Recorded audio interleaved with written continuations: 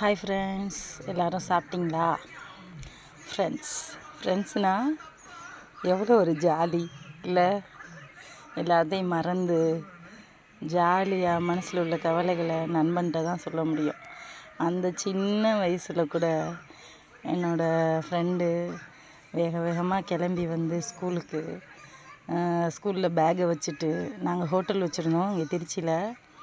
வேக வேகமாக கிளம்பி வந்து ஸ்கூலில் வச்சுட்டு என்னை தேடி வருவாள்.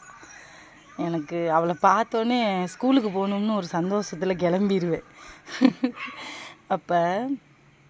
அப்பா அவளை ஸ்கூலுக்கு விடுங்கப்பா, படிக்கட்டும், ஏன்ப்பா படிக்கிற பிள்ளைய ஹோட்டலில் வச்சு கஷ்டப்படுத்துறீங்க அப்படின்னு சொல்லுவாள் எங்கள் அப்பாட்ட.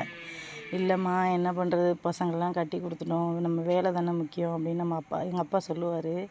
அப்போ இல்லைப்பா, எல்லா பிள்ளைங்களையும் கட்டி கொடுத்துட்டீங்க, விடுங்கப்பா, படிக்கட்டும், நான் ஸ்கூலுக்கு கூட்டிகிட்டு போகிறேன் அப்படின்னு சொல்லி எங்கள் அப்பாட்ட சொல்லிவிட்டு என்னை கூட்டிகிட்டு வந்துடுவாள். அந்த மாதிரி நண்பன்னா உயிரை கொடுப்பா. எனக்கு ரொம்ப பிடிச்சவ. பேர் கோமதி, என் பேர் கவிதா. ஒருவேளை இந்த வீடியோவை பார்த்தானா என்னை தேடி வருவான்னு நான் நினைக்கிறேன். அவள் எப்போவுமே என்னை தேடி எங்கள் வீட்டுக்கும் எங்கள் கடைக்குமே வருவாள். இப்போ இந்த வீடியோவை பார்த்தா ஒருவேளை அவள் பார்த்தானா என்னை தேடி வருவாள். நான் திருச்சியில் ஒரு மெடிக்கலில் வேலை பார்த்தா, ஹாஸ்பிட்டலில். நான் கன்சீவாக இருந்தப்போ அவள் தான் எனக்கு ப்ளட் டெஸ்ட்டு பார்த்தா.